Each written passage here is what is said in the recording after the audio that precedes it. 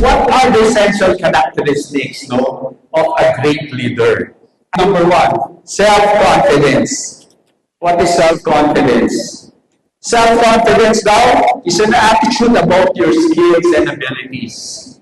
Now, self-confidence is very important if you want to become a good leader, now and in the future. Why is self-confidence very important?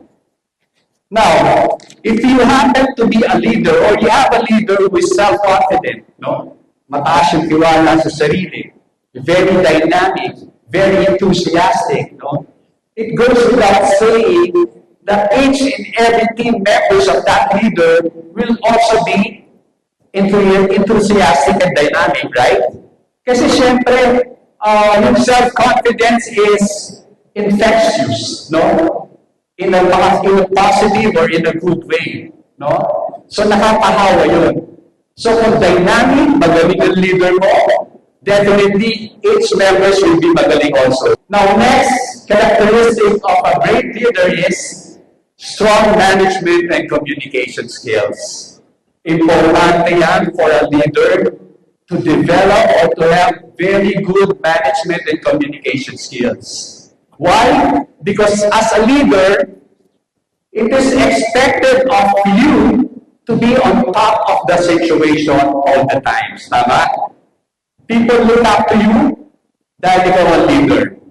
Although, as a leader, you have to delegate, you have to empower in order for the task to be easier. No? Hindi porket leader ka, mali po yun. Ha? Leader ka, ikaw gumagawa.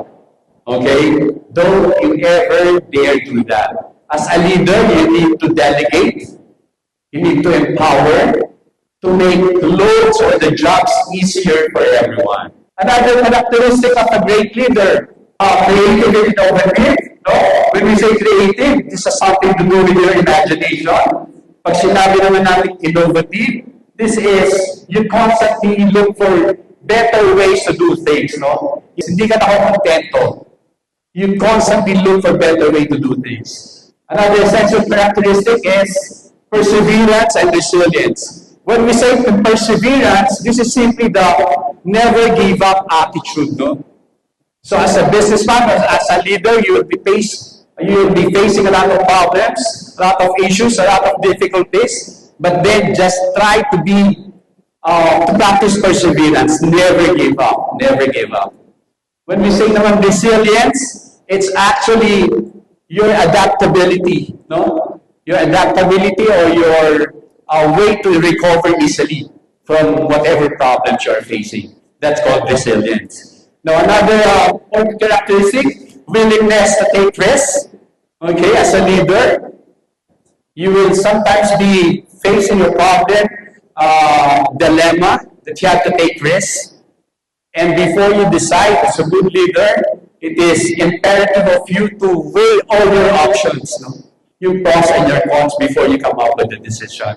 Proactive. When we say proactive, ito po yung making things happen, no? Instead of waiting for things to happen. So when we say proactive, long before a problem arises, meron ka na kaagad na contingency plan. Okay? Proactive. As compared to reactive. No? Hindi po maganda yung reactive na kind of leader. When we say reactive naman is when you only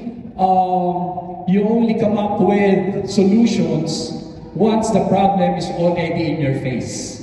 Okay, so proactive is better, reactive is not. Okay. Another characteristic is open to change or willing to learn. Dapat as a leader, you need to have an open. You have to be open-minded. You're willing to listen. Okay, especially if you are given a very positive solutions to a problem or recommendations. Now, last is visionary. Visionary knows how to plan the future.